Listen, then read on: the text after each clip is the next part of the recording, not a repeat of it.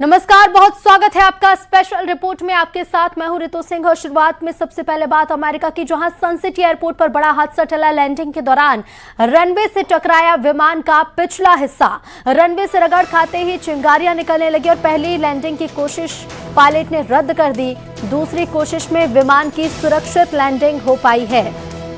सन city airport पर बड़ा हादसा होने से टला है। पहली बार में विमान की लैंडिंग नहीं हो पाई, दूसरी बार में सुरक्षित लैंडिंग कराई गई। सन सिटी एयरपोर्ट पर बड़ा हादसा होते होते टला है।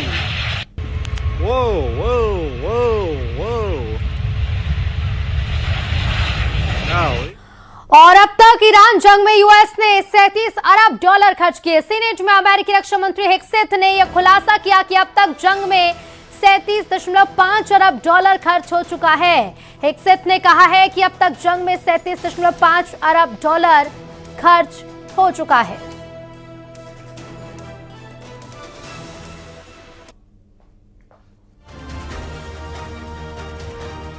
तो बता दें कि इस तनाव के बीच भारी आर्थिक नुकसान भी झेलना पड़ रहा है और इसी बीच रक्षा मंत्री हेक्सेथ ने बड़ा खुलासा किया है कि $37.5 अरब खर्च अब तक इस जंग में हो चुका है। यूएस ने अब तक $37.5 अरब ईरान से जारी इस जंग में खर्च कर दिए हैं। रक्षा मंत्री हेक्सेथ ने यह बड़ा खुलासा किया।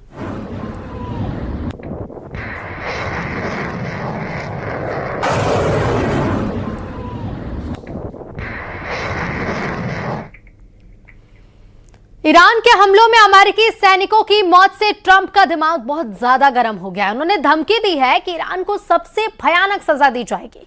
दूसरे राउंड में ईरान से युद्ध में अब तक 100 से ज्यादा अमेरिकी सैनिकों के घायल होने का खुलासा भी हुआ है।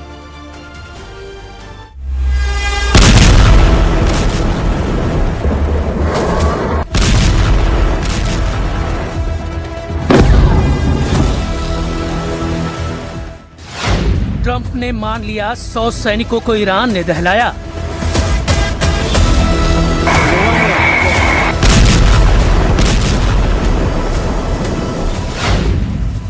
ट्रंप ने कबूल कर लिया, ईरान ने 10 दोस्त देशों को पीट डाला।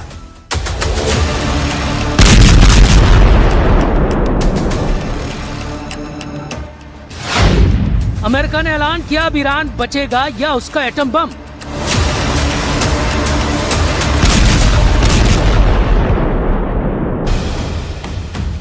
लेकिन ईरान बातें कम, हमले ज्यादा कर रहा है।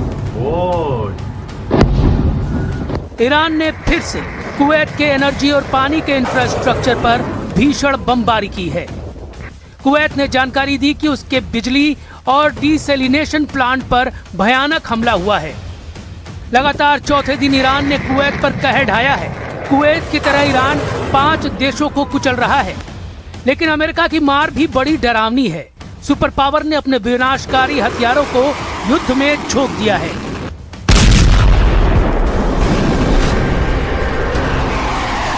जंगी बेड़ों से टेक ऑफ करते जंगी जेट की आग ट्रंप के गुस्से को बयां कर रही है। अमेरिका के जंगी जेटों के हमलों से ट्रंप के तेवरों का पता चलता है। बस एक जंगी जेट का तहलका देख लीजिए, ऐसे सैकड़ों फाइटर ईरान पर बारूद बरसा रहे हैं।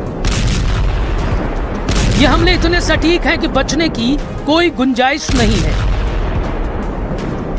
लड़ाकू जेट जब मिसाइल दागता है तो ईरान के मिलिट्री ठिकानों को एक धमाके में धूल में मिला दे रहा है। बम विस्फोट इतना विनाशकारी है कि कंक्रीट और इस्पात की इमारतें पिघल रही हैं। इतनी ताकत झोंक कर भी ट्रंप फोर्स ईरान को झुका नहीं पा रही, क्योंकि जैसे ही अमेरिका के जंगी जेट अपने डॉक पर लैंड करते हैं, ईरान मिसाइलें लॉन्च करना शुरू करता है। ईरान की मिसाइलें कब और कहां फटेंगी, इसकी भनक भी अमेरिकी सेनाओं को नहीं लग रही। ईरान हर हमले में नए दुश्मन देश को दहला रहा है। ईरान ने बहरीन में शेख ईसा मिलिट्री बेस को ड्रोन धमाकों से दहला दिया है। अमेरिका के 5वें बेड़े के अहम ठिकाने के ऑपरेशन सेंटर तबाह कर दिए गए हैं। जॉर्डन में ईरान ने अमेरिका के 20 ठिकानों पर तबाही मचाई है। जॉर्डन के अल अजराक में ईरान ने 20 इमारतों को जमींदोज कर दिया है। जॉर्डन ने जानकारी दी है कि 5 विस्फोटक ड्रोन वक्त रहते ढेर कर दिए गए, नहीं तो हमले में बहुत ज्यादा नुकसान होता। कुवैत और संयुक्त अरब अमीरात में ईरान की मिसाइल आंधी अभी भी रुकी नहीं है। मतलब ये कि अमेरिका ईरान युद्ध अब उस मोड़ पर है जहां फैसला सिर्फ मैदान में होना बाकी है, क्योंकि आसमानी लड़ाई में ईरान भारी पड़ रहा है। अमेरिकी हमलों के जवाब में जॉर्डन में जो हमले किए गए उसमें 2 अमेरिकी सैनिकों की मौत हो गई, 1 लापता है। हालत यह है कि सीज फायर खत्म होने के 10वें दिन अमेरिका ने ईरान के बंदर अब्बास और बंदर लेंगेह में जबरदस्त हमला किया। तस्नीम न्यूज की रिपोर्ट में यह दावा किया गया। इसके अलावा चाबहार में भी अमेरिकी मिसाइलों ने हाहाकार मचाया। जवाब में ईरान ने कुवैत में आरिफ जान बेस पर तैनात अमेरिकी हाइमार्स मिसाइल सिस्टम पर अटैक किया। जॉर्डन को भी निशाना बनाया गया। जॉर्डन की राजधानी अम्मान में हवाई हमले के अलर्ट के बाद सायरन बजने शुरू हो गए। IRGC का दावा है कि बहरीन में उसने अमेज़न के डेटा इंफ्रास्ट्रक्चर पर क्रूज मिसाइल से हमला किया। इस बीच खबर है कि ईरान ने हॉर्मुज में 2 तेल टैंकर उड़ा दिए हैं, यानी जंग खतरनाक मोड़ पर है। न अमेरिका रुक रहा है, न ईरान झुक रहा है। इस चक्कर में पश्चिम एशिया में हड़कंप मचा हुआ है। ईरान के खातम अल अंबिया सेंट्रल हेडक्वार्टर ने युद्ध में बड़ी जीत की तरफ बढ़ने का दावा तक कर दिया है। مرکزی خاتم الانبیا در این پیام با اشاره به شکست‌های پی در پی دشمنان در جنگ نظامی و نقشه شوم و متوهمانه آنان برای ایجاد شکاف و تفرقه بین مردم و مسئولان به دشمن جنایتکار، عهدشکن و حیله‌گر آمریکایی هشدار داد هر گونه طمع ورزی، زورگویی، تمامیت خواهی و وحشیگری با پاسخ قاطع و ویرانگر رزمندگان مومن، شجاع و مقتدر در نیروهای مسلح ईरान की स्ट्रेटेजी बहुत तगड़ी है। ईरान अब दुबई जैसे हाई प्रोफाइल शहरों को टारगेट करने की धमकी दे रहा है। उधर ट्रम्प फोर्स को जॉर्डन में मिले झटके से उबर पाना मुश्किल हो रहा है।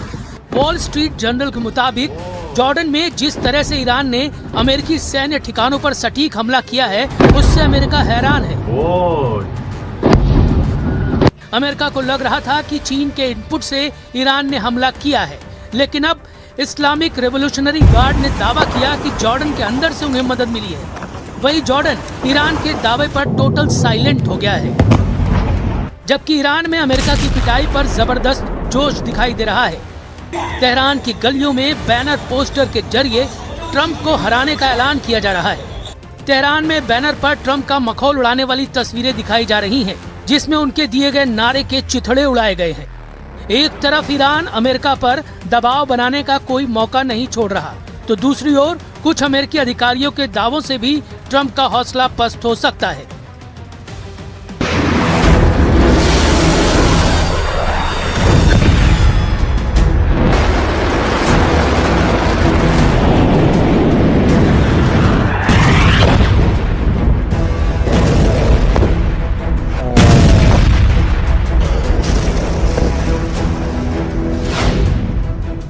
क्योंकि एक अमेरिकी अधिकारी ने दावा किया कि अमेरिका के पास ईरान के खिलाफ लंबा युद्ध लड़ने लायक मिसाइलें नहीं हैं। ब्रिटेन के अखबार टेलीग्राफ ने एक रिपोर्ट छापी जिसमें उसने एक अमेरिकी अधिकारी को कोट किया और लिखा कि अमेरिका ईरान के साथ लंबे और बड़े सैन्य संघर्ष के लिए अपनी ताकत बढ़ा रहा है, लेकिन उसके सामने हथियारों और मिसाइलों के भंडार की कमी एक बड़ी चुनौती बन रही है। रिपोर्ट के हिसाब से अमेरिकी रक्षा अधिकारी को चिंता है कि अमेरिका को अपने रणनीतिक हथियार के भंडार को बनाए रखना है, क्योंकि चीन और रूस के मोर्चे पर भी अमेरिका को हथियारों की जरूरत पड़ सकती है।